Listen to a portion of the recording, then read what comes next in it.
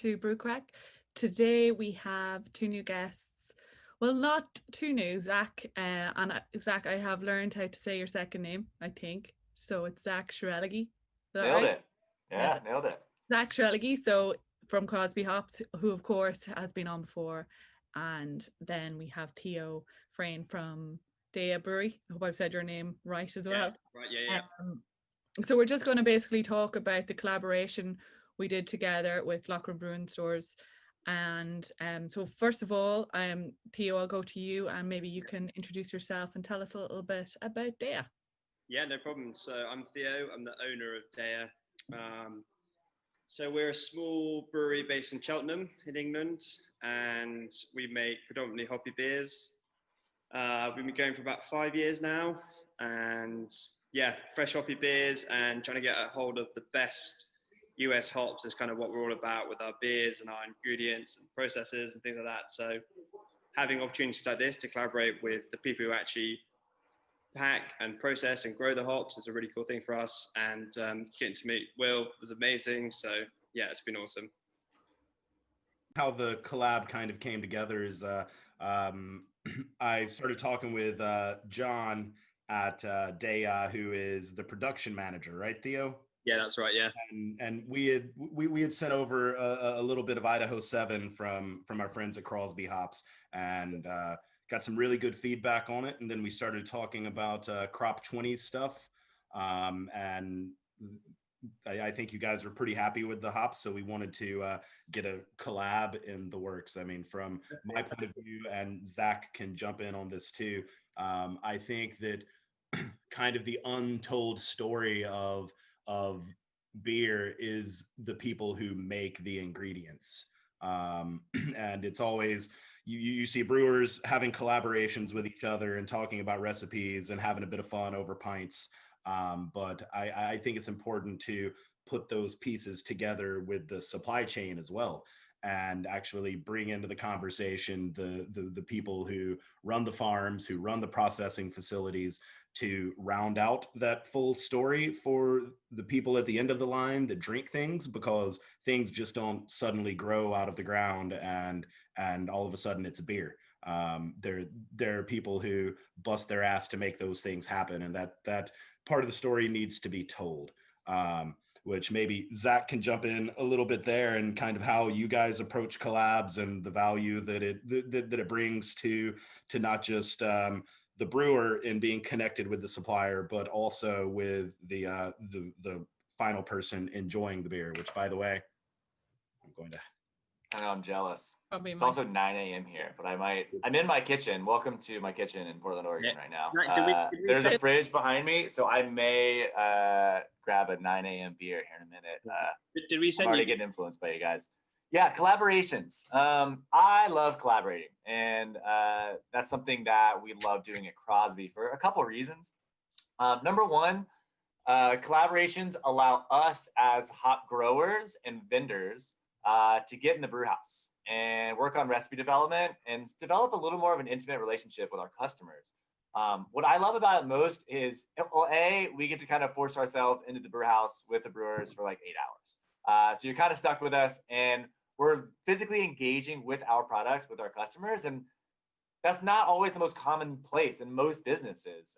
So it allows us to see what's working, what kind of, I guess the use of our hops within that specific brew house, what we can do to make changes, whether that's our pellets are too soft, we need to firm them up a little bit, packaging, our aroma is bright, is everything working well for that crop year, for that variety? And we just get to kind of get a more intimate look at our product within the brew house. We love that. I think it helps further develop relationships with us and our customers by developing a recipe and by celebrating a final product that celebrates hopefully really fresh and really exciting high quality hops. And then my third kind of favorite piece of this has been new, has been kind of like completing the life cycle of a hop and getting our brand onto to beer labels that go to consumers. I'd say 8 years ago, even less than that, 5 years ago, I mean, rarely did you see on a beer label, this beer was made with Idaho 7, El Dorado, and Chinook. Like what you would read on the back of a beer label would be, this beer has notes of citrus, tropical fruit, and like fresh cut grass or something.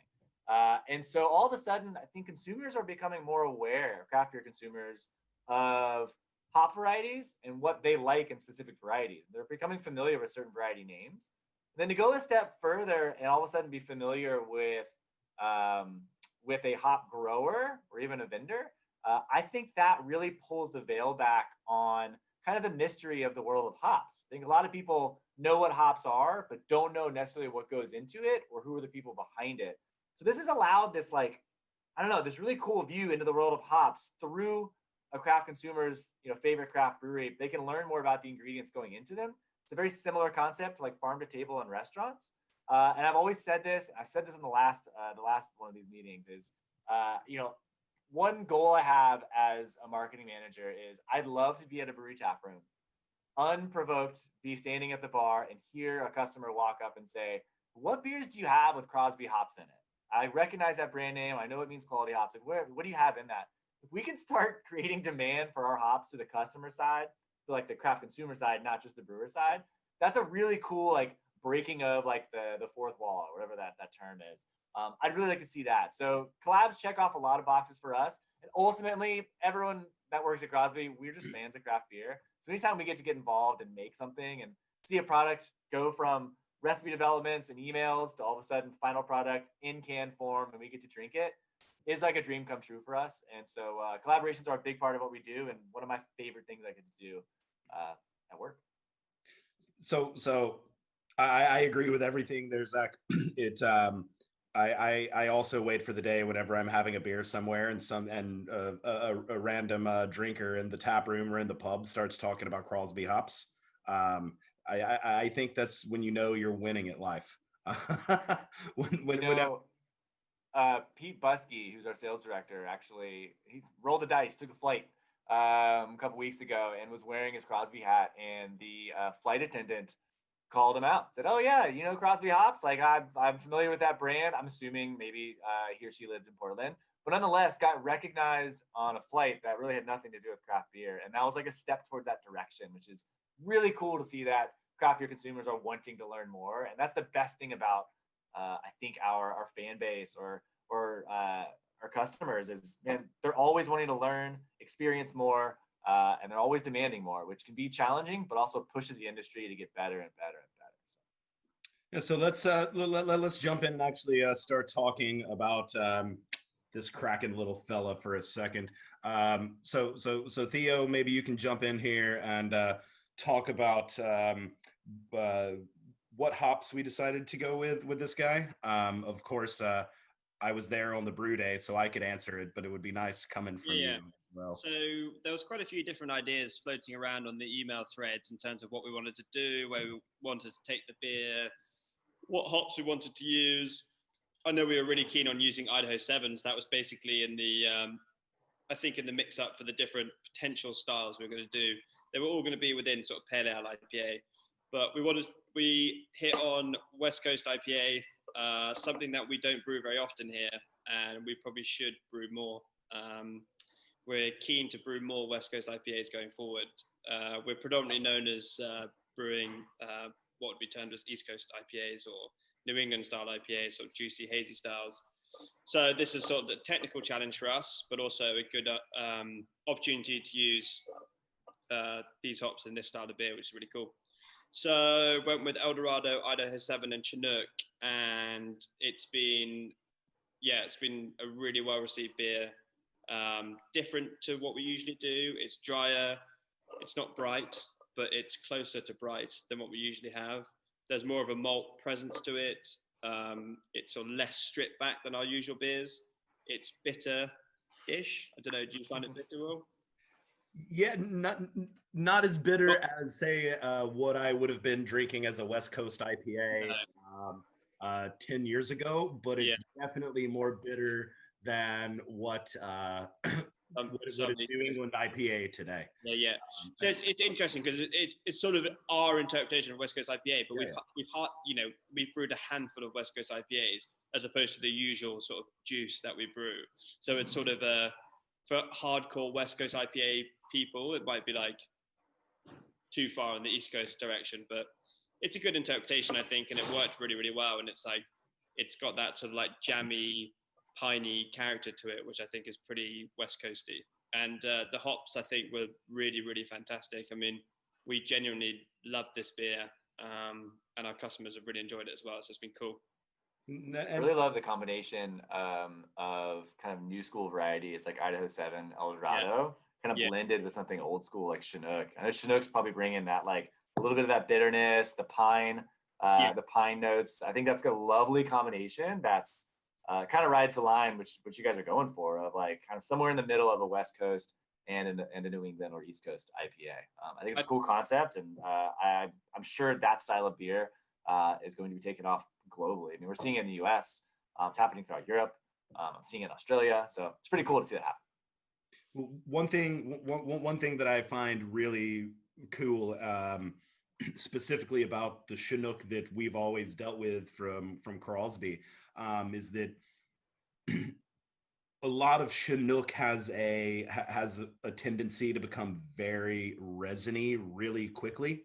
And that pininess turns into like a tongue coating resin. But I find with the Chinook that comes processed out of Crosby hops, that resin background tends to be a little bit lighter, and doesn't just give you that abrasive tongue coating quality. Some of that may be in the processing, some of that may be in the selection of the actual bales that get processed, but it just comes across as this nice light aromatic pine that complements fruity modern hops really well. And I think you also get a little bit of that pininess from Idaho 7, but in a much softer way. And I just think it all around works as a beer and a combination. Yeah, so we're looking at potentially releasing a West Coast as like a more permanent beer for us next year. And I think this will provide the base for what we do. I think there's a few lessons to learn in a few different directions and stuff like that, but potentially with these hops, hopefully with Crosby hops, and use this as like the foundation piece for how we're going to do it, which is really cool. So that's the sort of the area that is hit within the brewery, if you know what I mean. Like people want this back, so that's really good. And I remember on the brew day, I was on the brew deck with Gareth, and we're ready to go into Whirlpool, and we're looking at the recipe, and Gareth is, should we put another 10 kilos of hops into the Whirlpool? I'm like, well, yeah, we probably should. You can't go wrong with another 10 kilos of hops in the Whirlpool. Always add more hops. Yeah, exactly. And I think that kind of pumped up the bitterness a little bit. And I think we can dial up the bitterness even more, because I think the water profile is so clean that there's a lot to be had there, and it's slightly like darker than our usual beers. Like normally our beers are just bright yellow basically, so there's definitely a malt character there that's that comes through, but I think it's needed. If you're going to have that bitterness, you definitely need some malt structure there. So I think if memory serves me correctly, I think we threw in 2.5 or 3% of caramel malt into there, which we probably get a little bit of color out of. And it turned out absolutely fantastic. Your water profile is very clean, comes through nice and crisp. It's lovely. Can I jump in there and ask you about, maybe from a marketing perspective, the name? How did you come up with the name? That's Will. I know. Yeah, Will's the one who did this one. Right. There's quite a lot of stuff thrown out, and actually tell us a little bit about your branding as well, because it's really awesome. Yeah. So we do quite a few collaborations, less this year, obviously, with what's been happening. But it's really interesting working with some people and like how much effort and imagination goes into naming and sort of branding a beer and stuff like that.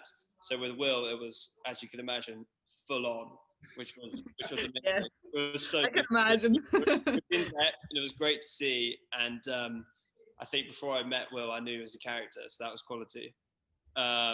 We tend to name our beers after like songs or things people have said, or lyrics, or stuff from books, like this one was. And Tom, who's our artist, is he creates all the labels for us, and is our he's our in-house artist. So he just goes through it basically. So me and him work together on all the branding and stuff like that. But it can be quite out there, but there tends to be a reasonable structure to it as well. But It's, Yeah. Yeah, there's a consistency amongst all the art as I was diving through and seeing your past releases. Yeah. It's definitely out there. It's super unique, but there's a consistency where you could, if I wasn't aware of a beer you released and saw it on the shelf and just look at the art, I would know it's your brand. That's a really cool thing to be able to nail. That's what we're trying to have, so that you can tell that it's our brand, but at the same time, it's very illustrative and fun and sort of quirky, and hopefully, in a lot of ways, representing what the beer is. But yeah, we like to have fun with the branding, but we don't want it to be stale or boring. Really, we're trying to get people excited and interested about the beer. We're not trying to be too serious about it, even though obviously what we do in the brew house and when we're here is we take it very seriously. But yeah, we're trying to make it enjoyable. Yeah, and then whenever I look at your branding, Theo, like it always is reminiscent of kind of American folk art kind of stuff. Like these, probably can't see them very well, but these weird banjo and guitar playing clowns on my wall. What's going on there? Yeah, it's some bought them in a vintage shop a few weeks ago. They're absolutely fantastic. But it reminds me, the whole branding motif you guys go for reminded me of this classic American folk art blended with pop art kind of thing.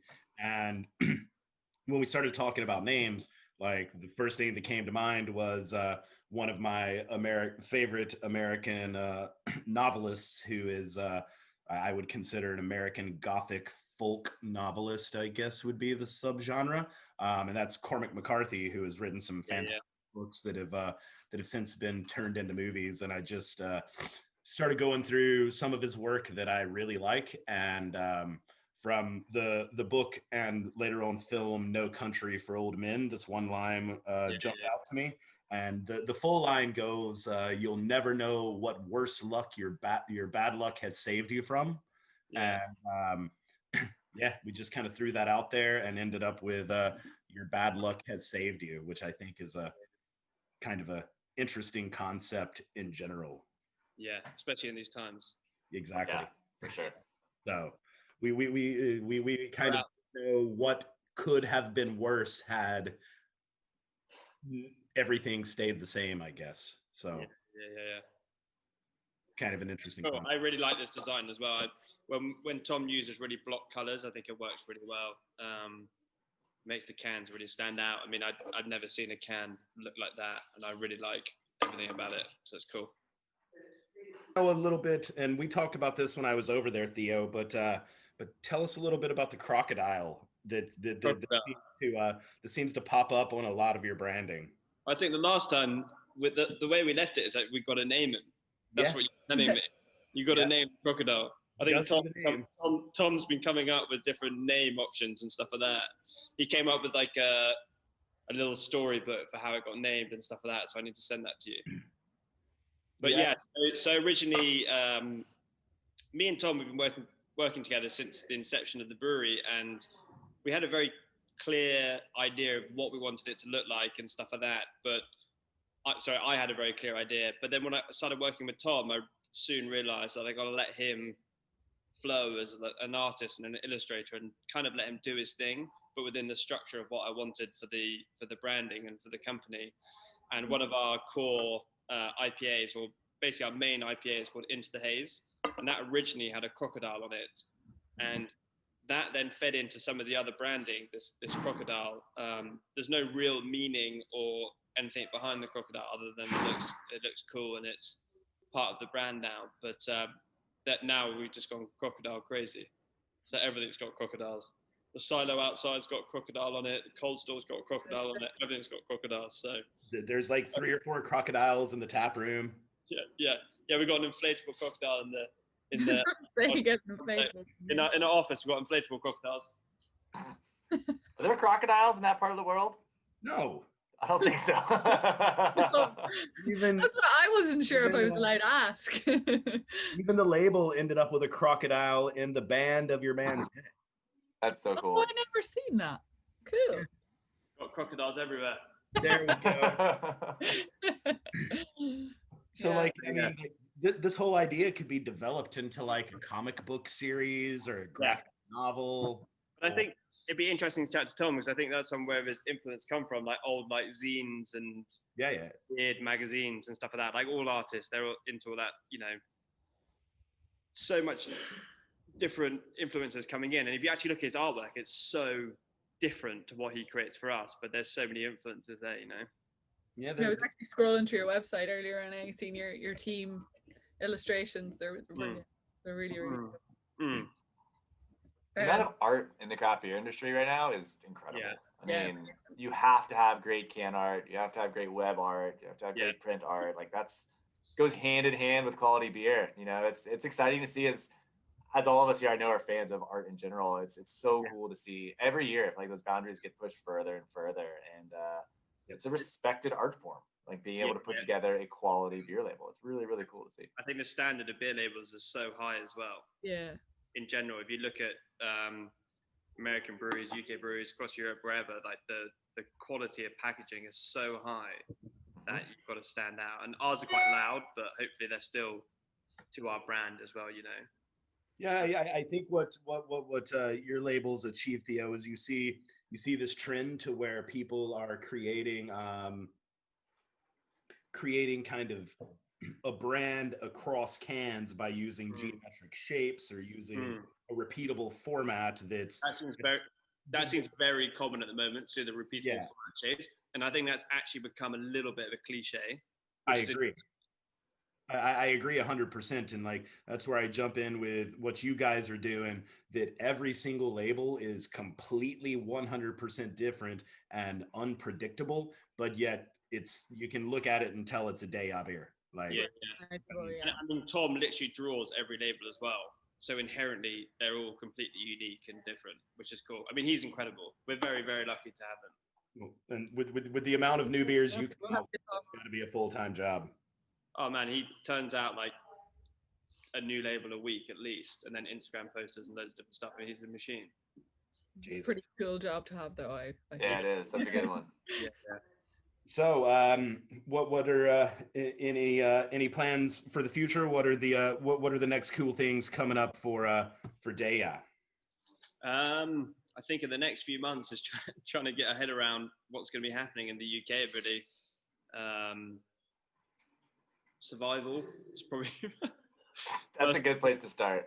First and foremost, the next couple of weeks. I mean, it's not looking good in terms of the restrictions and lockdowns that are coming in, but no, we'll be sticking to our production schedule, making loads of new interesting beers and focusing on our core beers as well, trying to make them as best as possible, and then bringing out some interesting stuff and more mixed fermentation stuff coming out, Will, that you probably saw when you were here, which is really exciting for us. We're going to release a lot of stuff for Christmas, but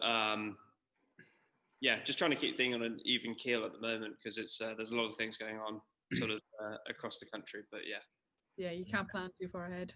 No. Hopefully when those new beers keep coming out. And Zach, what about you? What's hops going in as well?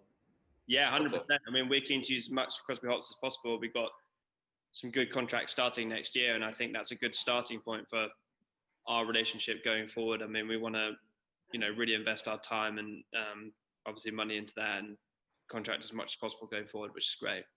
Well, Theo, one of these days we got to get you out whenever we can to the farm and our facilities, so I can show you the whole deal. It's really cool. And we just built a beer garden that sits in a Centennial yard, so we can drink beer afterwards and we can work. Yeah, it's great. I mean, we were lucky enough to go to Yakima last year, and then so next year we're so keen and excited to come for a trip and then spend some good time out there. It'd be amazing.